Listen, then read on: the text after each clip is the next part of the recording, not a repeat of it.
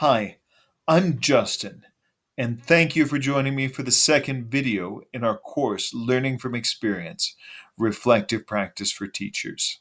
In this video, we're just going to start exploring from some very central basic ideas of what it means to learn from experience and what reflective practice for teachers might look like.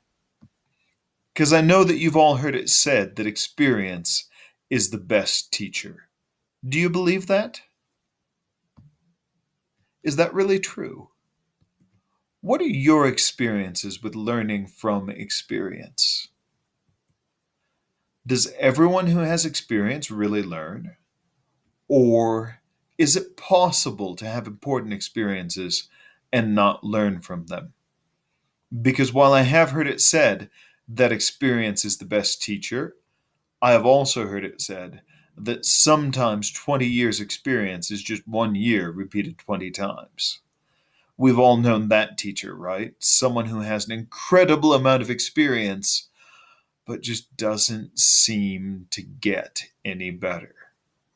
So what we're going to start exploring here is how, as teachers, we can make sure that we are the kind of teachers that do learn from experience.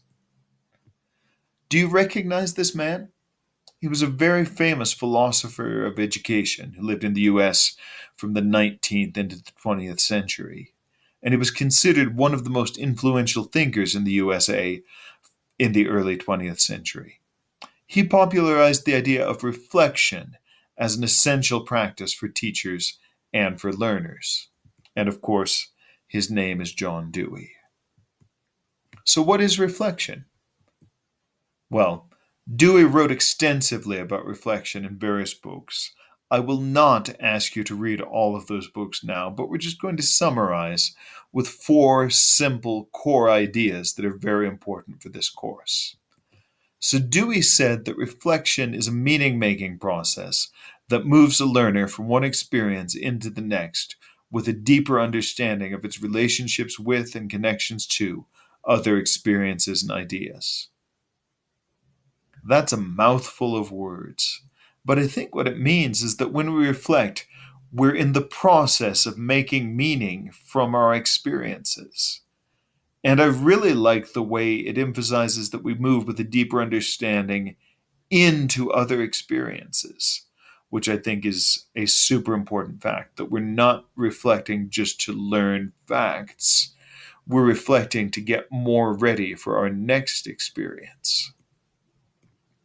Dewey also wrote that reflection is a systematic, rigorous, and disciplined way of thinking with its roots in scientific inquiry. Now that one, I don't know. Some people don't like to think of reflection as systematic, rigorous, and disciplined. But I have learned that it's very important if we want to get the maximum value out of our reflection to have a system. And when it comes to being disciplined, I can only say that in my own life, the times that I most need to reflect are the times I don't want to reflect because I'm having a hard time with my teaching. So I do think it's important to be systematic, rigorous, and disciplined. Dewey also suggested that reflection needs to happen in community, in interaction with others.